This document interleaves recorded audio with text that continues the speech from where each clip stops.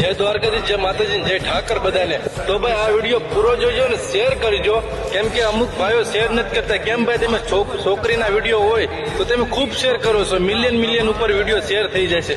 તો ભાઈ આ ગૌ માતાને ખુલ્લે આમ જો તો કરી તમે આખું ટંકર એટલે આખું આયસર ઉતારીને ગૌ માતાનું માંસ કાપીને અને એ કતલખાનામાંથી કાપીને વેચવા જાય છે. તો ભાઈ તમને જરા પણ શરમ નથી આવતી વિડીયો શેર કરતા?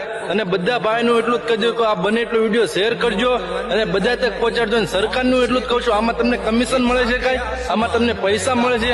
તો ગૌ માતાને તમે ન્યાય નથી અપાવતા, ગૌ માતા માટે તમે કાંઈ બોલતા નથી, લડતા નથી.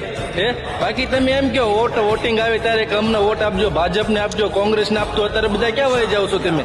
આવું ગૌ માતાને ખુલ્લે આમ તમે ખટારે ગૌ માતાના માંસ કાપીને કતલખાનામાંથી લાવીને વેચે છે ગામો ગામ ને શહેરે.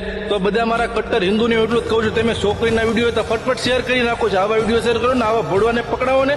જો આવા ભોળવાને તમે પકડાવશો ને તો એ ભોસડીના બધા છે ને બંધ કરી નાખશે આવું બધું કરતા.